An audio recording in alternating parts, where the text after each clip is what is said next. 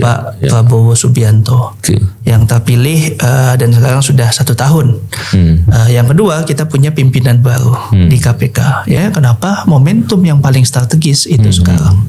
Pengembalian teman-teman 57 ke KPK, independensi KPK, pengembalian teman-teman 57 ke KPK, pengembalian 57 pegawai KPK adalah pengembalian independensi KPK. Ini bukan soal pekerjaan, ini soal keadilan dan pemulihan hak. Kadang kan Pak Presiden kan sangat benci dengan omon-omon. Nah, memang jadinya pemberantasan korupsi yang diucapkan oleh Pak Presiden memang harus direalisasikan dalam bentuk implementasi nyata. Salah satunya adalah pengembalian 57 pegawai KPK.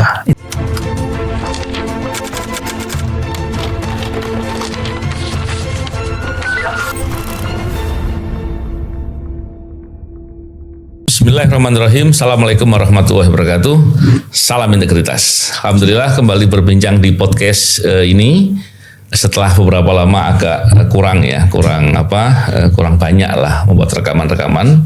Kembali berbincang kali ini mengenai anti korupsi dan kembali lagi bicara soal KPK. Dan bersama dengan kita hari ini ada Ketua YM57 Lakso Anindito. Wah, apa kabar Lakso? Baik Bang. Siap Bang. Saya kalau lihat Lakso tuh semangat terus, luar biasa. Saya apalagi Bang. Pemikiran kritisnya yang senang saya melihatnya. So, bicara KPK ini KPK lagi ya. KPK lagi Bang. Tapi memang KPK penting, saya melihat KPK penting. Setelah 6 tahun perubahan undang-undang KPK, tentunya banyak pihak yang kemudian menilai itu KPK itu lemah dan sekarang pun nggak terlalu banyak peningkatan setelah pimpinan yang baru belum terlalu kelihatan lah. Saya tadi membaca di jalan kajian dari IMM ya, Ikatan Mahasiswa Muhammadiyah ya, DIY, yang membicarakan soal itu. Beberapa persoalan diantaranya adalah 6 tahun belakangan ini setelah Undang-Undang KPK yang baru, Undang-Undang Nomor 19 2019, ternyata tidak membuat KPK menjadi lebih baik, yang ada semakin turun dan seterusnya. Belum lagi persoalan lain. Lakso bisa memberikan perspektif apa nih soal ini? Ya, jadi sebetulnya satu hal yang membuat KPK berbeda ya, Bang Novel itu. Kalau kita melihat pasca pendiriannya, itu sebetulnya adalah soal kata kunci Bang Novel. Yaitu independensi. KPK berbeda dengan penegak hukum lainnya itu karena independensi. KPK itu bisa melakukan proses penyidikan secara luas, secara impactful, itu karena independensi. Nah, itulah desain yang dibuat pada saat KPK didirikan. Nah, yang menjadi persoalan adalah independensi itu ada 3, Bang Novel. Yang pertama adalah sebagai state authorized agencies, jadinya secara hukum ketatanegaraan dia merupakan lembaga yang independen. Dia tidak di bawah presiden, tidak di bawah yudikatif, tidak di bawah legislatif, dan itu berganti melalui revisi. Yang kedua, sebetulnya KPK itu punya apa yang disebut sebagai one rope enforcement system. Jadi proses penegakan hukum satu atap, di mana penyidik, jaksa itu penuntut dalam satu atap, sehingga itu meminimalisir intervensi-intervensi yang dilakukan oleh orang tertentu di lembaga-lembaga tertentu. Yang ketiga, yang menjadi independensi KPK adalah soal independensi dalam manajemen kepegawaian, Bang Novel. Itu kenapa kalau kita bicara KPK meriksa menteri nggak takut. Karena dia bukan di bawahnya nggak ada urusan sama Kemenpan RB dan lain-lain. Tapi kan pasca revisi kan itu berganti. Setidaknya kalau bisa kita lihat ada 2 yang dipukul, yaitu soal state authorized agencies sama satu lagi independensi pengelolaan manajemen pegawai, yang dampaknya impact signifikannya itu terjadi pasca Bang Novel dan kawan-kawan, termasuk saya. Kalau saya kan ini aja Bang, support abang aja. Itu dikeluarkan dari KPK di tanggal 30 September 2021. Jadi impactnya sangat besar. Dan itu kan mengapa kalau saya pikir kalau bicara soal independensi KPK itu tidak bisa dilepaskan dari independensi pegawai dalam melakukan proses penyidikan. KPK itu turun drastis khususnya pada saat kepemimpinan Firly Bahuri. Kasus mencuat tapi bukan kasus di luar Bang, tapi kasus di dalam KPK. Pimpinannya meres, yang satu lagi diduga menerima gratifikasi, yang 3 lagi nggak jelas, pegawainya ikut-ikutan meres, penyidiknya kasus rutan dan lain-lain. Nah itulah sebetulnya membuat ketidakpercayaan masyarakat untuk, dan sebetulnya di proses itulah kenapa saya selalu bilang Bang, kalau mau mengembalikan KPK, selain teknisnya revisi undang-undang dikembalikan dan lain-lain, sebetulnya ada 2 Bang. Pertama, kembalikan lagi operasi tangkap tangan. Yang kedua adalah kembalikan 57 pegawai KPK. Kenapa? Karena operasi tangkap tangan itu adalah jenis pendekatan yang tidak bisa diprediksi Bang. Siapa yang akan ditangkap? Siapa yang akan dijerat dan lain, itulah yang sebetulnya menurut saya memiliki efek deterrence yang luas. Yang kedua, soal pengembalian 57, kenapa? Karena ini bicara soal efek jangka panjang Bang Novel. Kalau misalnya orang yang bekerja secara benar pada saat melakukan proses penegakan hukum, tim yang menangani bansos dan lain-lain benar, tiba-tiba dipecat, bagaimana teman-teman yang masih ada di KPK itu bisa berpikir untuk bisa bekerja secara baik lagi, karena di kemudian hari bisa jadi mengalami nasib yang sama, yaitu dipecat. Jadi pengembalian independensi KPK itu cuman melalui pengembalian 57 pegawai KPK ke KPK.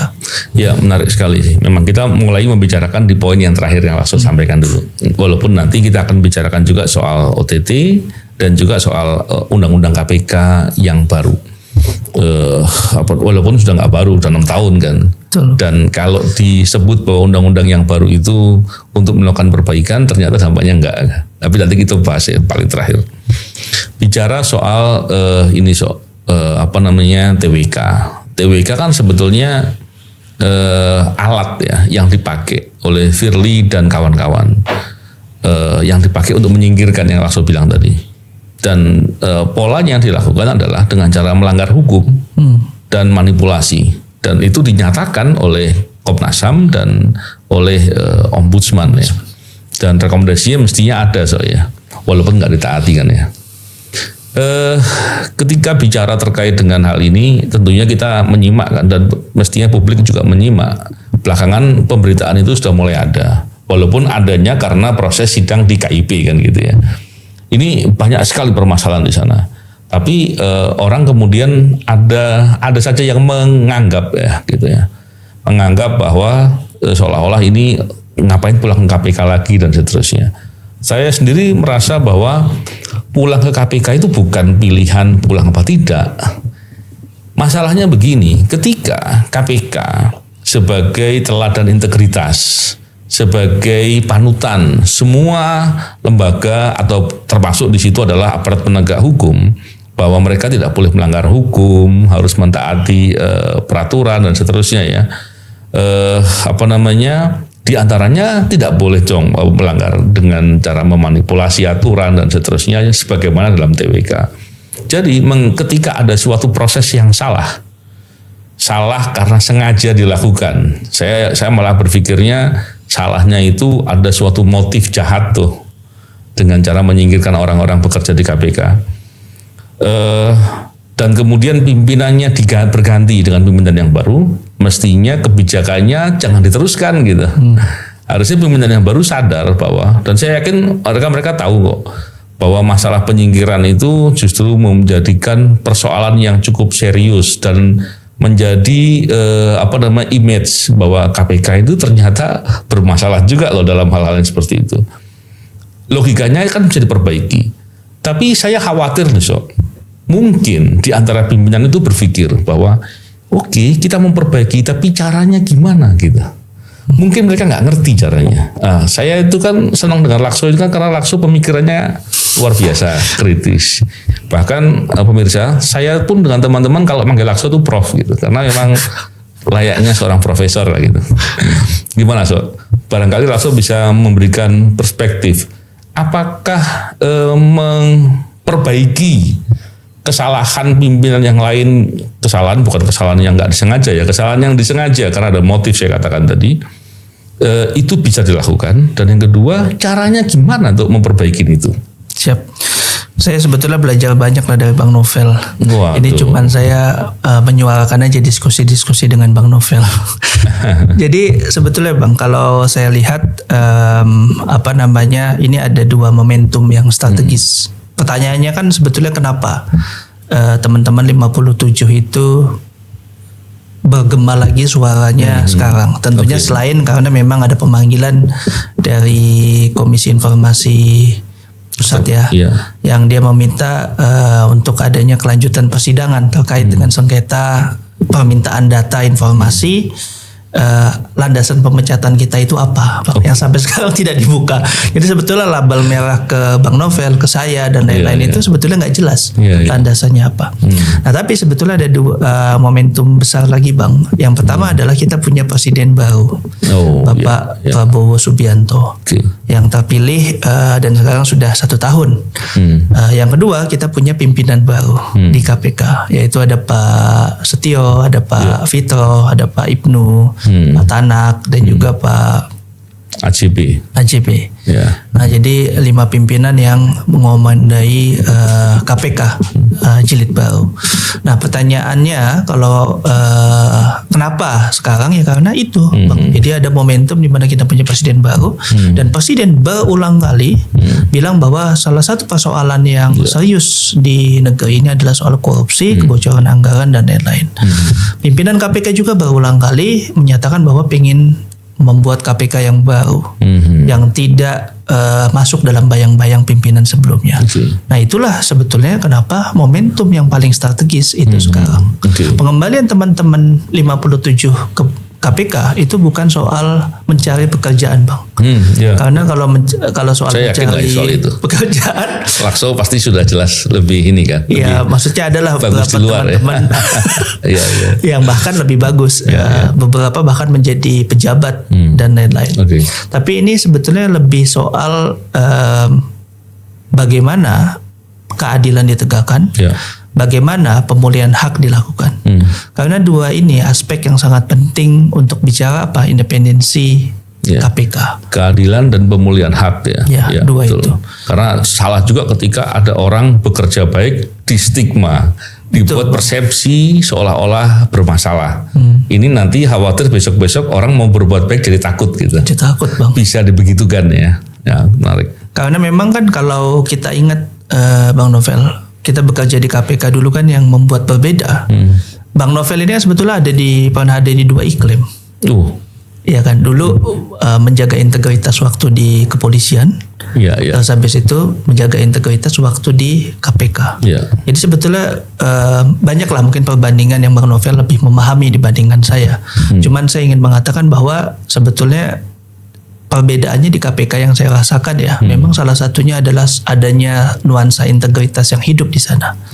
Nah untuk itulah sebetulnya ketika kita bicara mengenai nuansa integritas dan independensi yang hidup, maka kita bicara bahwa ini soal keadilan dan pemulihan hak. Karena dua aspek itu menjadi aspek yang sangat penting untuk bicara soal kenapa sih teman-teman ribut saat ini. Dengan momentum apa? Momentum kita ganti presiden, kita ganti pimpinan KPK. Jadi saya ingin mengatakan kepada Pak Prabowo Subianto di podcast ini, sebetulnya Pak Prabowo punya kesempatan untuk bisa membuktikan bahwa memang komitmen beliau untuk bicara mengenai pemberantasan korupsi yang mendasar, yang fundamen, itu betul-betul bisa diwujudkan. Dengan cara apa? Dengan cara menunjukkan bahwa Pak Prabowo punya komitmen untuk mengembalikan hak 57 pegawai.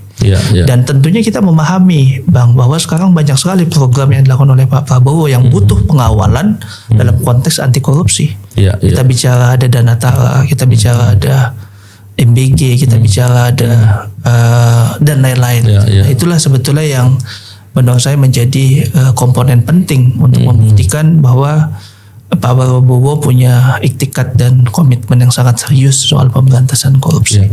Bicara presiden dalam hal ini Pak Prabowo, tentunya kita tahu bahwa dalam aturan perundang-undangan, kalau sekarang kan KPK kan pegawainya ASN, pimpinan tertinggi ASN adalah presiden. Artinya di situ bisa menjadi poin penting ya. Tapi kembali lagi ke hal yang saya tanyakan lagi, seandainya nih pimpinan KPK ini punya kesungguhan, ya pastikan pimpinan KPK kan harus orang berintegritas dong. Harus. Kalau nggak berintegritas, masa boleh jadi pimpinan? Nggak boleh kan ya. Betul. Kalau kita melihat pimpinan ini orang-orang berintegritas, artinya apa mau dia pimpinan KPK ini kemudian meneruskan kebijakan Firly Bahuri dan kawan-kawan. Firly Bahuri masih tersangka korupsi ya, masih ya. Masih. Dia apakah mau kemudian meneruskan kebijakan korup, kebijakan fraud, kebijakan melanggar aturan yang dilakukan oleh Firly dan kawan-kawan? Kan harusnya nggak mau.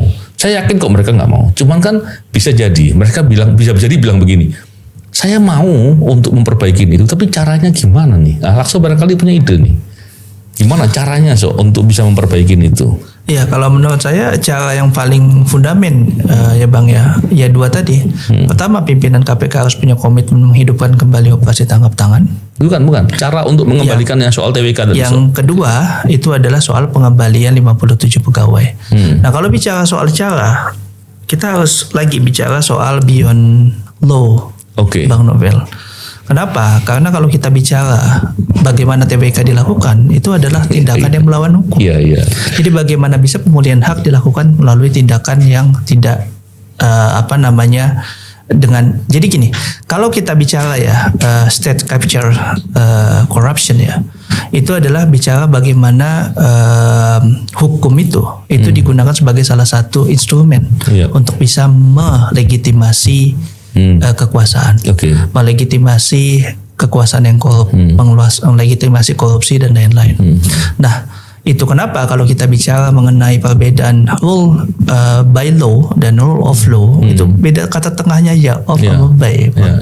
Kalau by law itu adalah menggunakan hukum untuk kepentingan supaya bisa melanggengkan korupsi dan lain-lain. Nah, jadi memang pimpinan KPK, presiden harus berpikir beyond law. Karena hukum itu bisa dibentuk, hukum itu bisa diganti, hukum itu bisa disesuaikan. Tapi yang menjadi penting, apakah aspek dan rasa keadilan itu bisa ditegakkan. Jadi apa yang harus dilakukan oleh pimpinan KPK? Pimpinan KPK serius dong untuk mengembalikan 57 pegawai KPK. Dengan cara apa? Dengan cara yang melakukan proses policy yang serius bersama Presiden Prabowo Subianto. Dua elemen ini menjadi pimpinan yang dapat memulihkan 57 pegawai KPK.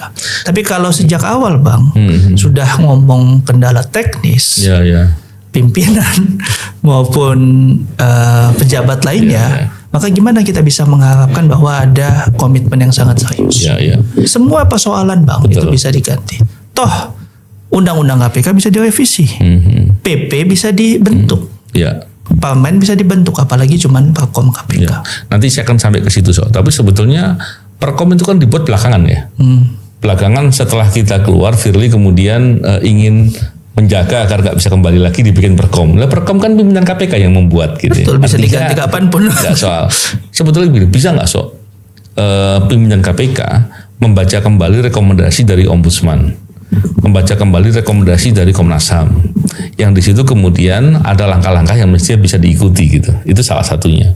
Terus yang kedua, ketika suatu proses itu dilakukan dengan tertutup dan manipulatif, kan bisa dong dibuka kembali, dilihat, oh ternyata manipulatif nih, oh ternyata dilakukan dengan cara yang dengan motif yang buruk nih, diperbaiki. Kan biasanya SK itu kan ada ini ya, ada ketentuan di bawahnya kan yang bisa diubah apabila ada suatu hal atau bahasa hukumnya Lakso yang paham ya. Tapi yang menarik adalah mestinya nggak sulit. Tapi persoalannya adalah apa iya dengan kembalinya kawan-kawan ya dari yang dikeluarkan dengan TWK itu bisa menambah semangat bagi pegawai KPK yang ada sekarang, atau justru malah nggak cocok. Seperti apa yang langsung lihat?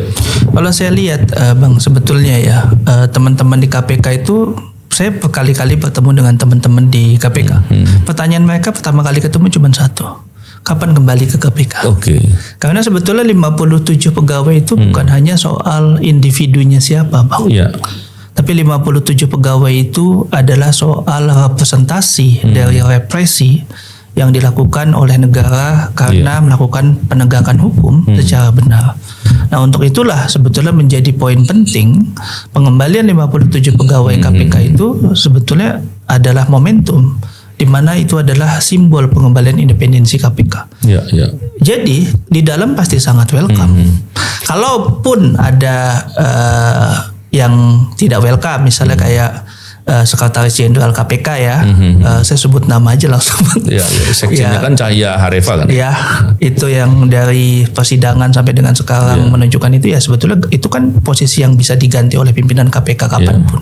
Cahya Harefa kan bukannya orangnya Firly Bahuri ya, artinya memang yang saya tahu waktu sejak awal Cahya Harefa ini kan pendukung utamanya Firly Bahuri. Jadi ketika pimpinan KPK sekarang menggunakan orang-orang yang mendukung Firly Bahuri, saya khawatir kemudian dibohongi itu yang itu yang harus menjadi concern juga bagi pimpinan KPK baru. Setuju Bang. Dan kita melihat sebetulnya kan sekjen ini kan hanya pion Bang.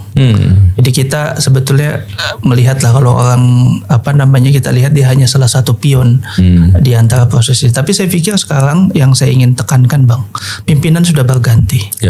KPK sudah berganti, pimpinan puncak pemerintahan sudah berganti. Inilah saatnya untuk membuktikan komitmen tersebut dengan cara serius, yaitu mengembalikan 57 pegawai KPK. Dan saya yakin kok semua pegawai KPK sangat senang kalau kita kembali. Ya, saya percaya itu karena saya tadi bertanya begitu karena apa? Ada isu yang dibuat seolah-olah bila teman-teman yang 57 itu kembali ke KPK itu ada resistensi dari internal. Saya juga udah cek dan ternyata enggak gitu loh. Malah nanyain terus Abang. Iya, resistensinya mungkin hanya dari Cahya Harefa dan beberapa stafnya Cahya Harefa aja yang memang orang-orangnya Firly. Dan saya pikir itu persoalannya dia dan yang menarik adalah gini, Lakso. Saya pernah jadi penyidik, Lakso pernah jadi penyidik gitu kan. Persoalan penyidikan itu apabila diintervensi itu akan menjadi sulit dan menjadi lebih berat lagi ketika intervensi tidak didukung oleh dari struktural ataupun pimpinan. Kondisi dengan pegawai atau penyidik yang ada di KPK sehari ini, ketika ada TWK, tidak ada pemulihan, tidak ada perbaikan, maka mereka juga takut kan. Mereka juga bisa suatu hari kena persoalan yang sama, disingkirkan, bahkan bisa jadi dikenakan dampak-dampak administratif lain. Yang itu juga membuat kesulitan dalam karir ya sebagai pegawai tentunya. Sehingga pengembalian 57 orang yang disingkirkan dengan TWK itu menjadi bagian dari penguatan KPK dan saya setuju sekali itu Pak. Bicara selanjutnya bahwa dengan adanya undang-undang yang baru, Undang-Undang 19 2019, tentunya kita lihat KPK kinerjanya semakin turun, nilai-nilai utamanya banyak berubah gitu ya. Yang harusnya nilai-nilai utama itu menjadi budaya organisasi yang kuat untuk menjaga di KPK. Tapi oleh Firly kan banyak diubah juga dan kepercayaan publik turun. Ini kan tentu situasi yang nggak mudah nih Harapannya KPK ini menjadi andalan. Dalam pandangan saya begini sering orang membicarakan, ini ada jaksa, polisi sudah mulai nampak pemberantasan korupsi cukup lumayan bagus lah gitu, atau jaksa lagi menonjol bagus sekali sehingga KPK nggak perlu. Atau saya juga membaca di beberapa media gitu ya, disebutkan bahwa apabila ada 3 undang-undang yang sekarang sedang didorong, yaitu pembatasan uang kartal, terus undang-undang partai politik, sama satu lagi undang-undang perampasan aset ya, itu udah disahkan maka KPK nggak perlu. Saya pikir ini cara pandangnya salah Ini pandangan saya. Kenapa begitu? Saya sering memperhatikan upaya memberantas korupsi itu dilakukan secara parsial, harusnya komprehensif, dilakukan dengan penindakan agar orang takut ya, jera ya, dan kemudian dilakukan dengan pencegahan agar orang tidak bisa berbuat korupsi ataupun sulit lah berbuat korupsi, bisa pun sulit gitu dan pasti ketahuan gitu. Dididik agar kemudian sekalipun punya kesempatan dia nggak mau berbuat. Dan satu-satunya lembaga yang punya tugas 3 ini cuma KPK tuh. Nah, ini yang menurut saya menarik bahwa KPK itu perlu kuat. Kita lihat contoh di banyak negara lain, negara yang cukup baik ya indeks anti korupsinya itu tetap punya lembaga anti korupsi begitu. Indonesia juga mestinya perlu ya. melihat dari perspektif itu bagaimana pandangan Lakso terkait dengan undang-undang KPK yang baru, mestinya diapain tuh Ya, jadi sebetulnya kalau ditanya ya Bang ya, kan ini kan seakan-akan di peta kompli ya, dengan kepolisian, teman-teman kepolisian kan Pak Listio Sigit bentuk Kortas, terus kejaksaan itu kan sudah lama lah menangani tipikor. Tapi sebetulnya dari dua lembaga ini sebetulnya tidak perlu di peta kompli, karena memang kalau kita baca konsideran pendirian KPK itu sebetulnya untuk menjadi katalisator. Jadi kalau dua lembaga ini bisa bekerja secara baik, KPK sebetulnya sukses kan Bang. Itu poin penting yang sebetulnya harus justru jadi indikator ya, sebagai indikator, fasilitator. Nah, jadi menurut saya, inilah yang menjadi problem. Tapi kenapa? Karena ketika kejaksaan banyak menangani kasus, kepolisian menangani kasus, tapi kan khususnya kejaksaan ya, tapi kan ada masih gap Bang yang hilang, yang tadi Abang bilang, yaitu soal bagaimana pendekatan KPK yang dilakukan secara menyeluruh atau komprehensif. Nah, kalau kita bisa melihat di sisi inilah yang menjadi persoalan Bang. Contohnya ketika KPK-nya lemah, program pencegahan Gerakan Nasional Penyelamatan Sumber Daya Alam tidak berjalan secara efektif karena penindakannya tidak diimbangi, pencegahan tidak diimbangi dengan penindakan. Nah, jadi sebetulnya kalau kita bicara soal urgensi, kenapa tetap harus ada KPK? KPK itu mengisi ruang yang kosong Bang. Kita bicara OTT. Ketika tidak ada OTT, semua kasus adalah case building Bang. Orang bisa menebak siapa yang akan jadi tersangka. Beda dengan intervensinya pun akan lebih mudah. Intervensi pun akan lebih mudah untuk melokalisir, mengamankan dan lain-lain. Nah, itulah sebetulnya titik yang makanya saya bilang sebagai pembeda. Nah, pertanyaan selanjutnya kalau Abang tanya, kalau misalnya nih RUU Undang-Undang 19 tahun 2019 mau dikembalikan, taruhlah nggak semuanya bisa dikembalikan Bang. Titik mana sih yang paling ideal untuk diganti? Satu Bang, soal status ASN dari pegawai KPK. Kenapa? Karena saya melihat itu menjadi titik krusial untuk bicara independensi. Abang tahu sekarang terjadi pergeseran budaya, itu harus diakui Bang.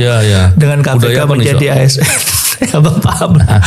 Jadi dari sisi jadi kan sebetulnya desain KPK tadi yang tiga pilar independensi tidak boleh dipisahkan Bang, termasuk salah satu manajemen pegawai. Dengan menjadi ASN, pegawai KPK menjadi lebih sibuk untuk bisa mencari kredit, cari untuk sertifikasi. Kita bicara mulai dari rekrutmen sampai dengan manajemen akan beda. Dulu rekrutmen kita Bang, waktu Abang dari kepolisian, saya dari independen, itu kan dilakukan melalui proses pihak ketiga yang ditunjuk dengan kriteria yang ditunjuk oleh KPK. Tapi sekarang KPK tidak bebas menentukan kriteria itu. Kenapa? Karena penyelenggara rekrutmen hanyalah badan BKN, yang dimana BKN itu pasti ada value ASN yang tidak boleh digeser. Padahal untuk bisa membuat pemberantasan korupsi efektif, ada beberapa value yang itu harus disesuaikan dengan value KPK. Contohnya adalah soal independensi, mau mengoreksi atasan yang salah dan lain-lain. Persistensi yang dihilangkan gara-garanya masuk ASN saja. Value yang berbeda kan Bang. Yang memang itu kenapa dapatnya Bang Novel Lakso. Kalau saya pas beruntung Bang, dapatnya abang-abang yang lain lah ya, yang punya persistensi, punya inovasi dan lain-lain. Karena korupsi itu nggak bisa hanya ditangani melalui pendekatan biasa, tapi harus melakukan pendekatan yang luar biasa.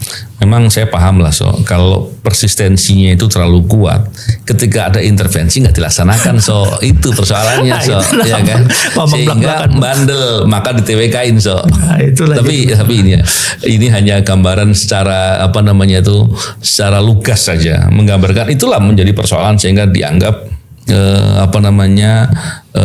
tidak nurut atasan lah apa segala macam. Saya kira kalau ada tugas yang sifatnya ngikuti aturan perundang-undangan, itu tugasnya untuk kepentingan negara, nggak melaksanakan bisa kena sanksi yang nggak melaksanakan. Harus Bang, bahkan harus disanksi, wajib Bang. Harus disanksi. Tapi kalau kemudian ada perintah untuk melaksanakan intervensi, untuk membelokkan sesuatu yang lurus, Nah, ini yang nggak dilaksanakan itu bukan berarti pembangkangan kan begitu ya kurang lebih. Justru perintahnya itu yang salah gitu. Tapi saya pikir beginilah. Dalam rangka untuk memberantas korupsi, integritas itu menjadi poin penting ya. Dan integritas itu nggak bisa on off kan. Hari ini berintegritas, besok enggak sebentar gitu ya. Besok lagi berintegritas 2 hari, terus nggak bisa begitu kan. Sehingga integritas itu memang harus konsisten. Jadi ini menjadi persoalan ketika kemudian ada pola-pola intervensi tadi. Dan memang inilah yang seringkali menjadi hantu ya dalam upaya memberantas korupsi yang sungguh-sungguh. Terus begini ya, tentunya kita saya sebagai anggota Lakso nih, ketua IM57 kan Lakso. Bang, itu saya anggotanya ini. Asosiasinya aja. Kita ingin terus bersuara, terus mendorong agar KPK dikuatkan, pemberantasan korupsi di negeri ini dijadikan prioritas gitu, dijadikan langkah yang strategis karena memang perlu apabila pemerintah ingin melakukan kebijakan atau langkah apapun, nggak mungkin bisa berjalan baik atau optimal ketika praktek korupsinya masif gitu, atau kemudian terjadi di mana-mana. Tentunya kita akan terus mendorong, terus berupaya ini sebagai bentuk kecintaan kepada negeri. Paling enggak ya kita sebagai warga negara Indonesia kita merasa memiliki lah negeri ini. Kira-kira pesan-pesan yang perlu Lakso sampaikan bahwa upaya kita sekarang ini untuk mendorong teman-teman kembali, mendorong KPK diperkuat, mendorong pemberantasan korupsi itu terus dilakukan dan seterusnya. Termasuk yang 57 kan juga banyak kegiatan, contohnya membuat pendidikan anti korupsi dan seterusnya. Ya. Ada pesan-pesan apa yang penting Lakso sampaikan? Jadi ada 3 pesan Bang, kalau boleh saya sampaikan di podcast ini. Yang pertama, saya ingin sekedar mengingatkan Bang kepada Pak Presiden Prabowo, kan Presiden kita dan lain-lain ya. Sebetulnya dalam melihat pemberantasan korupsi itu sebagai advantage atau sebagai disadvantage. Kalau pemberantasan korupsi dilihat sebagai disadvantage, wajar teman-teman tidak dikembalikan. Wajar pimpinan KPK tidak dibiarkan independen dan lain-lain. Kalau dilihat sebagai disadvantage. Tapi kalau mau jujur dan melihat pemberantasan korupsi sebagai advantage atau sebagai satu manfaat, maka harusnya enteng Bang untuk mendukung polisi-polisi yang memberantas korupsi. Karena sebetulnya independensi KPK, pengembalian teman-teman 57 ke KPK itu tuh harus dipandang sebagai upaya untuk malah mendukung program pemerintah. Betul. Kalau misalnya dilihat sebagai advantage, maka saya sebetulnya mengajak ini aja sih Pak Presiden. Saya yakin Pak Presiden kan banyak baca buku dan lain-lain ya. Dan memahami bahwa harusnya ini dilihat sebagai satu advantage. Itu satu. Yang kedua, pesan saya simpel. Pengembalian 57 pegawai KPK adalah pengembalian independensi KPK. Ini bukan soal pekerjaan, ini soal keadilan dan pemulihan hak. Kata keadilan pun dari Bang Novel kan sebetulnya. Nah jadi sebetulnya pengembalian 57 pegawai KPK sekali lagi bukan soal pengembalian orang cari kerja dapat kerjaan. Tapi di sini soal bagaimana Presiden menunjukkan bahwa ada satu policy yang salah di masa lalu, yang itu dilakukan oleh Firly Bahuri, dan saat ini Presiden mempunyai intensi kuat untuk bisa mengembalikan kepercayaan rakyat. Dan kadang kan Pak Presiden kan sangat benci dengan omon-omon. Nah memang jadinya pemberantasan korupsi yang diucapkan oleh Pak Presiden memang harus direalisasikan dalam bentuk implementasi nyata. Salah satunya adalah pengembalian 57 pegawai KPK. Itu yang kedua Bang. Dan yang ketiga yang menjadi pesan penting juga dari saya adalah kalau kita bicara saat ini soal berbagai program ya Bang yang ada di pemerintahan dan lain-lain, sebetulnya kita harus bisa melihat bahwa untuk bisa mendukung terlaksananya program-program tersebut maka independensi KPK itu menjadi harga mati atau mutlak, sehingga kuatnya KPK itu bukan peta komplit dengan kuatnya kejaksaan, kuatnya kepolisian. KPK harus kuat, kejaksaan harus kuat, kepolisian harus kuat. Dan tiga inilah yang sebetulnya menjadi penjaga dari presiden untuk merealisasikan program-programnya. Jadi jangan ada peta komplit antara ini. Jadi intinya itu sih, pengembalian 57 pegawai KPK adalah pengembalian independensi KPK. Oke, pertanyaan terakhir, paling terakhir paling tidak. Siapa? Ada yang bilang pemerintah sekarang fokusnya ke ekonomi. Sementara ada orang yang menurut saya pernah berkomentar lah bahwa pemerintahan korupsi itu menghambat ekonomi. Nah, langsung punya komentar apa soal poin terakhir ini? Ya, jadi kalau saya lihat Bang, coba tunjukkan kepada saya Bang, buat orang yang mendukung itu ya. Satu saja negara yang dia korup tetapi ekonominya maju Bang. Itu aja. Jadi kan kita itu kan belajar dari bukti ya. Kalau saya bilang teori A, teori B, teori C macam-macam, banyak lah teorinya. Tapi bagi saya contoh adalah satu hal yang real Bang. Tunjukkan aja ada nggak negara di dunia yang ekonominya maju Bang, tapi pemberantasan korupsinya jelek. Swedia, Denmark itu terkenal sebagai Skandinavia, negara kaya, mereka punya ini, tapi urutan CPI kan paling atas. Inggris juga bagus, semua ekonominya bagus dan lain-lain. Cina pun Bang, yang kita lihat ekonominya bagus, dia kan melakukan pemberantasan korupsi yang serius di internal negaranya. Makanya dulu kan salah satu hal yang dilakukan oleh Presiden Cina saat ini pada saat pertama kali terpilih kan konsentrasi pada pemberantasan korupsi. Jadi nggak ada Bang contoh negara yang ekonominya maju, korupsinya berkembang. Menarik sekali, dan tentunya kita sangat yakin ya bahwa pemberantasan korupsi harus diperkuat karena kepentingan negara ada di sana. Setiap upaya korupsi adalah pengkhianatan kepada negara dan itu akan menggagalkan upaya pemerintah untuk mencapai tujuan negara.